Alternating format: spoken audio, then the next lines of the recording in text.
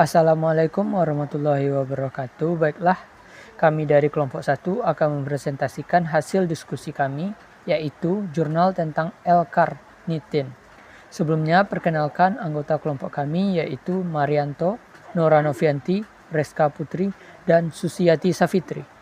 Materi pertama dijelaskan oleh Susiati Safitri. Yang dijelaskan di sini yang pertama itu pengertian, yang kedua peranan, yang ketiga sumber, yang keempat bahaya dan cara mengatasinya, yang kelima cara analisisnya.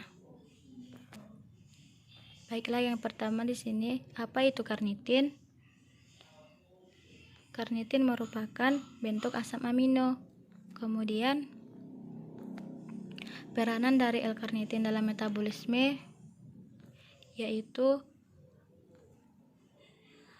untuk mentransfer gugus asil rantai panjang dari asam lemak menuju matriks mitokondria sehingga mereka dapat dipecah melalui reaksi oksidasi beta menjadi asetat untuk memperoleh energi di dalam siklus Krebs. Sebelum menempel dengan karnitin, asam lemak harus diaktifasi terlebih dahulu. L-karnitin dalam metabolisme. Tahap pertama adalah pembentukan asil CoA terlebih dahulu dari senyawa asam lemak. Tahap ini dimulai dengan penempatan asam lemak dengan koenzim A-CoA melalui ikatan tioester. Reaksi ini dikatalisasi oleh enzim lemak asil CoA sintesis. Kemudian diselesaikan dengan bantuan enzim pirofosfatase sehingga membentuk senyawa asil CoA.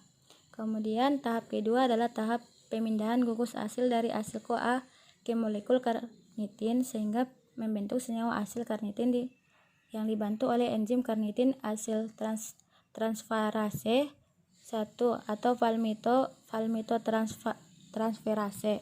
Kemudian tahap ketiga adalah transfer molekul tersebut ke dalam mitokondria. Tahap tersebut terjadi dengan bantuan dua enzim lain. Yang pertama asil karnitina dibawa masuk oleh karnitin asil karnitin translokase. Kemudian yang kedua asil karnitin diubah menjadi asil CoA oleh karnitin asil transferase 2 yang terletak di membran dalam mitokondria karnitin yang terlepas dikembalikan ke sitosol. Sumber karnitin. Karnitin banyak terdapat pada daging merah, produk susu, kacang-kacangan, kuaci, misalnya kuaci labu, kuaci biji bunga matahari, ataupun wijen. Karnitin juga terdapat pada buncis ataupun sayur-sayuran. Bahaya dan cara mengatasinya. Senyawa karnitin berbahaya bagi tubuh manusia jika dikonsumsi dalam jumlah yang banyak.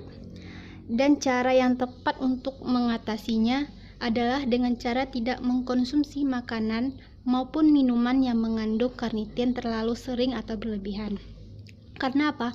Karena pengonsumsi L-karnitin secara berlebihan bisa menyebabkan tubuh memiliki kadar trimetilamin N-oxide atau TMAO yang tinggi. Kadar TMAO yang tinggi ini bisa menyebabkan masalah seperti aterosklerosis atau penyumbatan pada arteri. Nah, jika karnitin dikonsumsi dalam jumlah yang wajar, akan memberikan manfaat bagi tubuh manusia, terutama pada seorang olahragawan atau atletik, di mana karnitin dapat menambah stamina dan ketahanan tubuh pada atlet tersebut. Baiklah, penjelasan selanjutnya yaitu tentang cara analisis. Penelitian ini menggunakan rancangan acak lengkap yang terdiri atas 4 macam perlakuan, masing-masing dengan 3 ulangan. Perlakuan yang dicobakan adalah penambahan L-karnitin dalam pakan dengan dosis 0,00% sebagai perlakuan K, 0,10% sebagai perlakuan A, 0,18% sebagai perlakuan B, dan 0,29% sebagai perlakuan C. Perubahan yang diamati adalah kadar lemak daging, kadar lemak hati, kadar L-karnitin hati, dan komposisi tubuh ikan. Kadar lemak daging ikan dianalisis pada awal dan akhir penelitian, yaitu dengan mengambil daging bagian samping tubuh ikan, sedangkan kulit ikan dan daging bagian perut dibuang. Kadar lemak dan L-karnitin hati dan analisis proksimat tubuh ikan pada masing-masing perlakuan dianalisis pada awal dan akhir penelitian. Analisis L-karnitin dilakukan menggunakan High Performance Liquid Chromatography atau HPLC. Protein dianalisis dengan metode semi-mikrokejaldah. Lemak dengan metode ekstraksi menggunakan Stocklet. Analisis abu melalui pemanasan sampel pada suhu 600 derajat Celcius. Serta serat kasar menggunakan metode pelarut sampel dengan asam dan basa kuat serta pemanasan. Selanjutnya, data kadar lemak daging, kadar lemak hati, dan kadar L-karnitin hati, serta komposisi tubuh ikan dianalisis dengan sidik ragam. Jika terdapat perbedaan antar perlakuan, dilanjutkan dengan analisis regresi. Selanjutnya, yaitu tentang kelebihan dan kelemahan pada metode ini.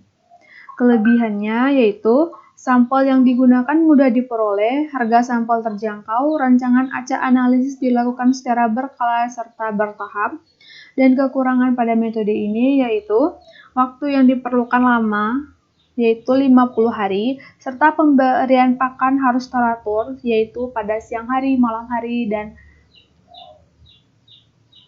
pagi hari. Sekian presentasi dari kami, salah dan janggal saya mohon maaf. Assalamualaikum warahmatullahi wabarakatuh.